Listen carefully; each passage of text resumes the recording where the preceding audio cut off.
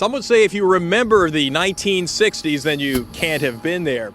But if you want to remember those groovy times, you can do it here at the NBAA Static Display with this exquisite reworked Gulfstream G1.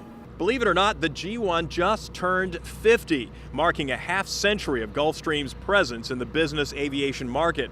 Dwight Eisenhower was president when the G1 made its first flight, and production ended in 1969, just around the time Apollo 11 was touching down on the moon.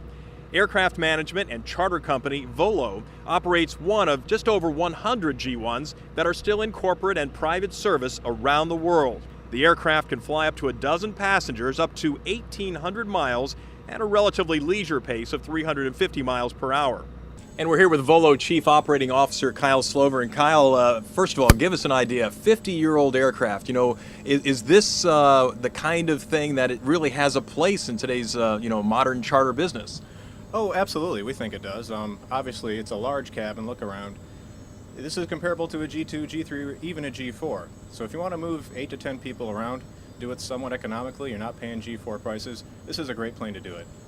Goes relatively slow compared to a G4, but you actually save on fuel burn compared to a G3 or a G4.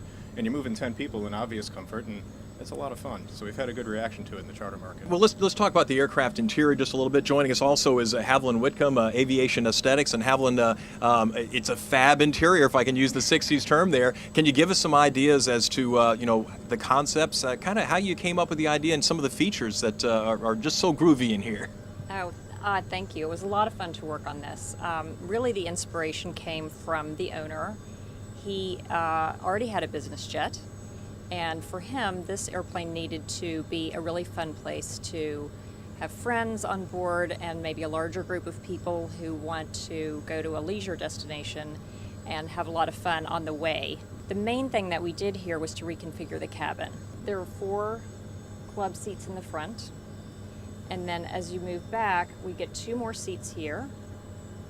And there are 2 long, curvy divans. And the bar has a custom-fitted, sort of stylish retro liquor dispenser, which was part of a lot of custom work that was done for us.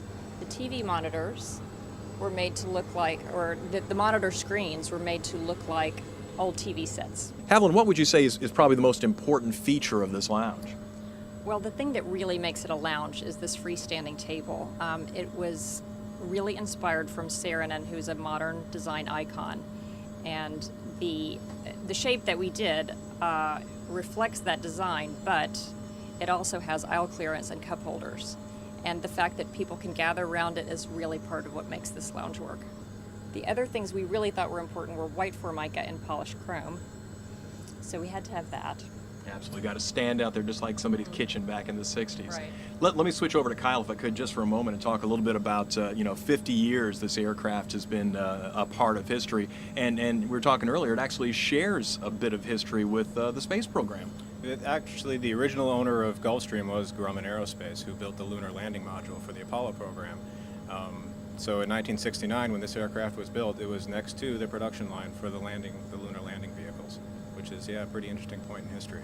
You mentioned the customer reaction has been good. Obviously, with the economy, the way it's been reported as of late, how is business going? Are you getting the kind of reaction, not just to this aircraft, but in general to changing economic conditions? Are things still going well?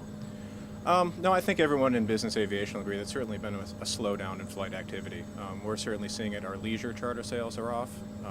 Primarily, we're a whole ownership management company, whole aircraft ownership, and our clients tend to use these as extensions of their business.